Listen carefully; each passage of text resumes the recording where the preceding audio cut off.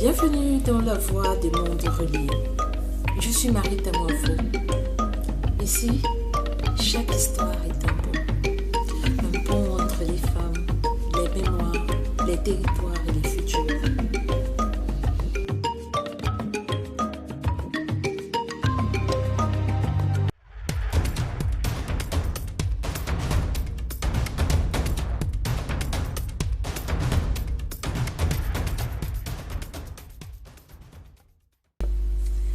La voie des mondes reliés, série 3, les archives du vent et des tambours.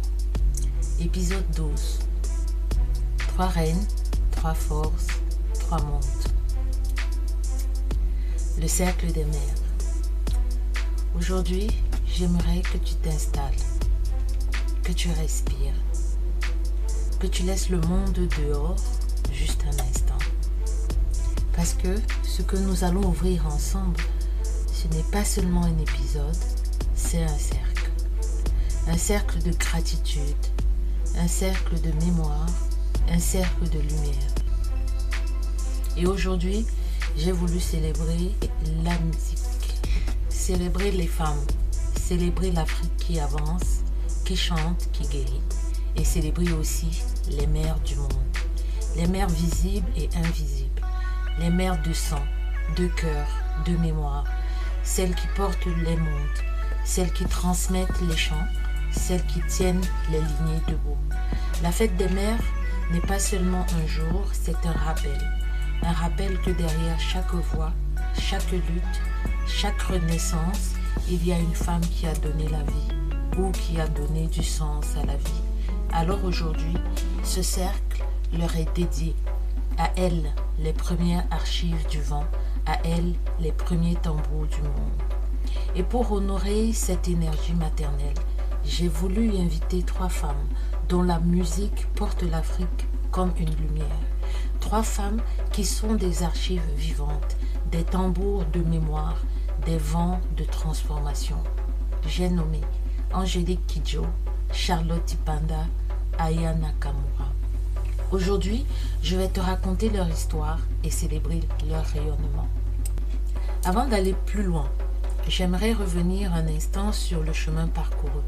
10 épisodes, 10 souffles, 10 éclats de vérité. Dans les archives du vent, nous avons écouté ce qui circule, les récits, les héritages, les silences, les résistances. Dans les archives des tambours, nous avons senti ce qui reste, les traces, les battements, les rythmes qui ne meurent jamais. Ce voyage nous a menés de Pau au bassin du Congo, de Batiam au diaspora, des racines au futur. Et aujourd'hui, nous ouvrons un nouveau passage où 3 femmes deviennent 3 mondes. Angélique Kidjo, le vent de feu.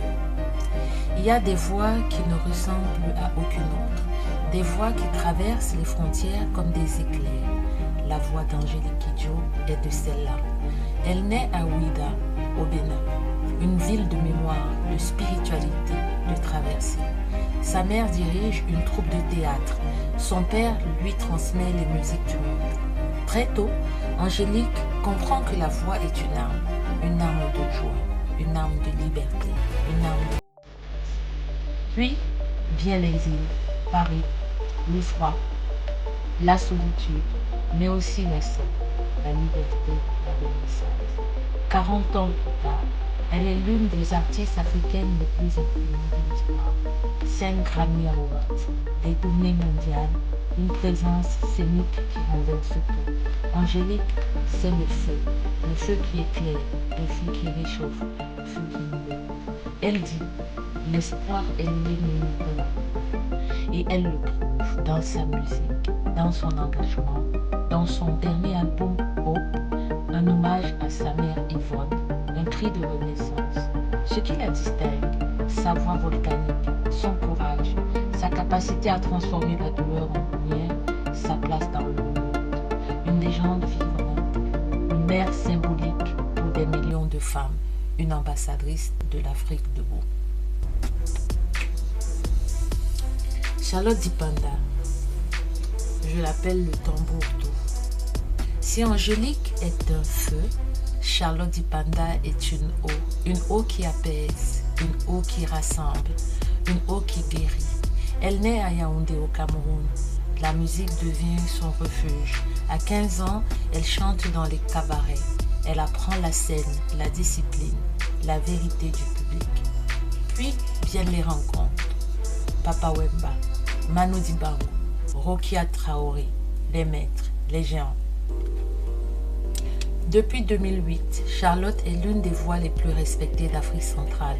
6 albums, des collaborations prestigieuses, une présence douce mais puissante. Elle chante l'amour, la guérison, la spiritualité. Elle porte la féminité comme une force tranquille. Elle valorise les langues et rythmes d'Afrique centrale. Son dernier album, Plafond de verre, est une déclaration pour les femmes, pour celles qui doutent, pour celles qui avancent malgré tout. Ce qui la distingue, sa douceur profonde, sa spiritualité, sa capacité à guérir par la voix. Sa place dans le monde, une reine de l'intime, une guérisseuse, une mère symbolique pour celles qui cherchent la paix. Aya Nakamura, la vibration moderne, je dirais. Aya Nakamura, c'est la modernité absolue, la diaspora comme matrice, le futur comme terrain de jeu. Elle naît au Mali, grandit en France, entre Bamako et Aulnay-sous-Bois, entre les tambours du Sahel et les bâtiments urbains de Paris. En quelques années, elle devient la chanteuse francophone la plus écoutée au monde, une icône globale, une révolution culturelle. Aya dérange parce qu'elle est libre, libre de dire non, libre de dire oui, libre de dire je veux, je pars, je choisis. Elle crée un langage, un style, une attitude, ce qui la distingue, son langage hybride, son audace, son impact mondial, sa place dans le monde, une reine de la pop globale, une figure de la diaspora, une mère symbolique pour une génération qui invente ses propres codes. 3 reines, 3 forces, un même horizon. Angélique Kidjo, Charlotte Dipanda, Aya Nakamura. 3 femmes, 3 forces, 3 mondes. L'une est un vent de feu, l'autre est un tambour d'eau, la troisième est une vibration moderne. Ensemble, elles racontent l'Afrique entière, celle des racines, celle des mémoires, celle des diasporas, celle des futurs. Elles sont 3 portes, 3 chemins, 3 manières de dire « nous sommes là, nous avançons, nous rayonnons ». Et aujourd'hui, en ce cercle dédié aux mères, je les célèbre comme des mères symboliques, des mères de voix, des mères de lumière, des mères de monde. Merci d'avoir traversé ce 11e siècle avec moi. Merci d'être là dans la voix des montres libres. Merci de faire vivre les archives du vent et des tambours.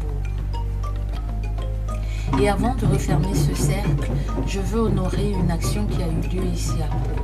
Une action portée par l'association culturelle et de solidarité internationale, les 3 mères, 3 femmes, 3 mères, 3 piliers. Elles ont créé Festi Métis, un espace où les cultures se rencontrent, où les voix se répondent, où les femmes se tiennent debout ensemble. Festi Métis, c'est un festival né du cœur, né du besoin de rassembler, de transmettre, de célébrer la diversité, de dire haut et fort. Nos histoires comptent, nos voix comptent, nos mères comptent. Comme le dit maman Clarisse, la fondatrice. À Pau, ces 3 mères ont ouvert un chemin. Elles ont créé un lieu où les enfants, les femmes, les anciens peuvent entendre les tambours du monde, sentir le vent des continents et reconnaître la beauté de leurs propres racines.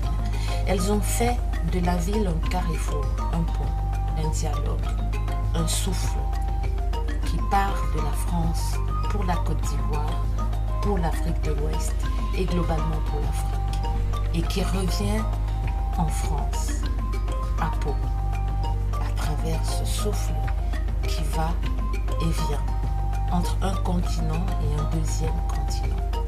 Alors aujourd'hui, je veux leur dire merci. Merci pour leur audace, merci pour leur lumière, merci pour cette action qui relie, qui soigne, qui élève. Et à vous, vous qui suivez mes récits, vous, mes Amazoniennes et Amazoniens, vous, mes abonnés et soutiens, merci d'avoir traversé ce 12e siècle avec moi.